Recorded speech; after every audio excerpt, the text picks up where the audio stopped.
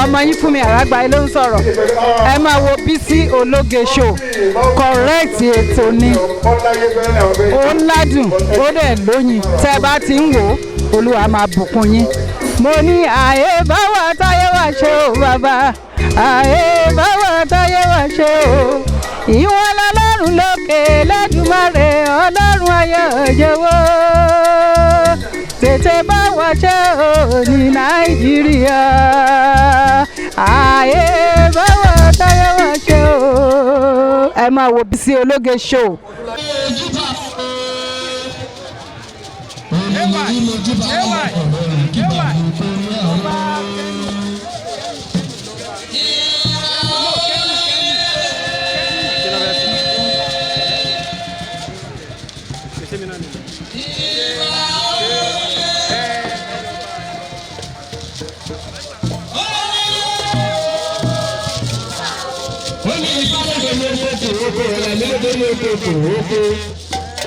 Adifa fún Ọ̀rúnmìlà lọ́jọ́ tó ṣàlà àrò ṣàrò Ọ̀rúnmìlà kẹlẹ́ ọgbà ọmọlẹ̀ owó adó ṣàrò owó adó dọ́kọ̀ rẹ̀ jẹ́kọ̀ kótó dọ́kọ̀ rẹ̀ jẹ́kọ̀ ayé kan bí a bá fún mi lọ́dọ̀ ṣàrò gbégbé ọlọ́mọ ìrìn àjò tó ní ṣẹ̀ṣẹ̀ àgbẹ̀kà òun ni káwá ṣàrò òun òfin kọ́ ojú ojú okòóṣù ọ̀ṣíṣọ́ ojú ojú ọkọ̀ ọ̀tálá ọba káníṣẹ̀ ọba mákímákí lóde ìrọ̀gbọ̀ wọkọ̀ wọ̀ ǹjẹ́ ọba pẹ̀lú kò ṣe ẹ̀kọ́ òkè àwọn ọlọ́pàá yọrí yọrí wọkọ̀ wọ̀ ǹjẹ́ Ọ̀rúnmìlà tó gbòkè owó kìrìrì ẹgbẹ́ orí oko òkú oko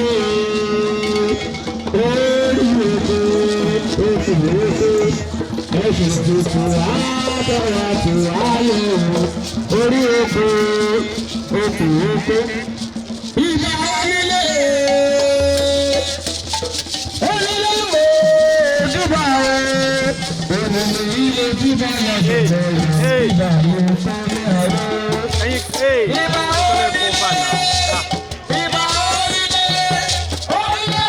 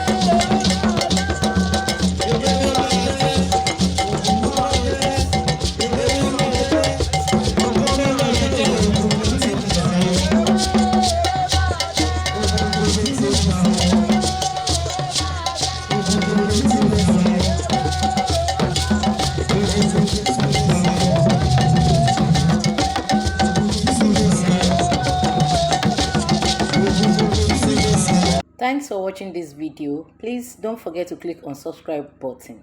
Kindly comment and share. We drop new videos daily. Thank you. God bless you.